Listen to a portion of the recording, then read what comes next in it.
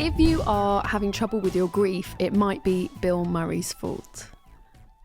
Because he kills and kills again. Yeah. And then he finds people who are grieving and he hits them. That's his thing. Because I should backtrack this and say that the reason it might be Bill Murray's fault is he is, of course, the star of the very famous film Groundhog Day, which is based on the 5 stages of grief theory. The 5 stages grief theory is a very, very famous theory, began in 1969, created by Elizabeth Kubler-Ross in her book on death and dying. And it really has been the most famous grief theory since then. It has now contested heavily. It's considered not to be that helpful or useful. But it's still the grief theory that most people encounter when they enter the world of grief. It's the thing that people come up to me still and say, oh, I'm trying to do the 5 stages. It's not really working. And it makes me want to scream because I can swear, can't I? Yeah. It's bullshit. But the film Groundhog Day is based on the 5 stages, which I think helps to kind of promote this idea that the 5 stages of grief is something that you can work through. Grief is something that will end. Can you give us the 5 stages? I can, man. Give you the 5 You wake up. stages.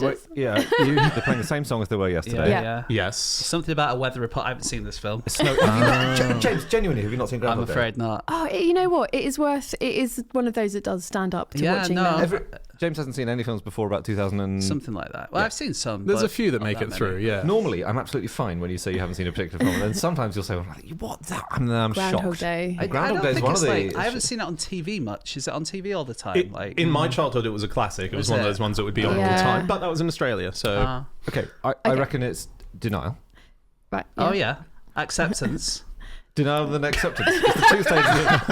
And that is why people struggle. No, the 5 stages of grief are denial, anger, bargaining, depression, acceptance, or the worst boy band in the world, basically. And so that was Elizabeth Kubler-Ross who defined these 5 stages of grief. But isn't she, I thought that when she came up with it, first off, it was to relate to the dying as opposed to grief. Yes. But then secondly, she also said this doesn't happen in any particular order. It's much like the facts on our podcast. Yes. It's you could have acceptance, but then later have denial. But they always start with the celebrity, don't they? So on her book on death and dying, written in 1969, written in 10 weeks, she had something like an article in Time magazine where they were like, wow, this woman's doing amazing work. And then someone was like, you should write a book. And she wrote the book and it became the bestseller that it is.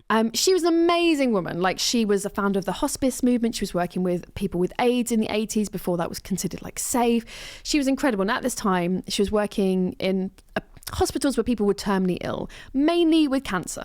And this was a time when they didn't even use the C word. They would just say malignancy. And they would also not tell people. So, for example, if a wife was sick, they would tell the husband, not the wife. If you told people that they were dying, she observed when she did that and helped them through it, that they would go through 5 distinct stages and they would reach an acceptance. And that makes some sense. They would deny it, first of all, like, oh no, I'm not really ill, I'm fine, I can't believe it's me, why am I dying? Oh God, why did you do this to me? This is the worst thing. Actually, okay, I'm dying, I'm going to pay off my debts and apologise to all those people.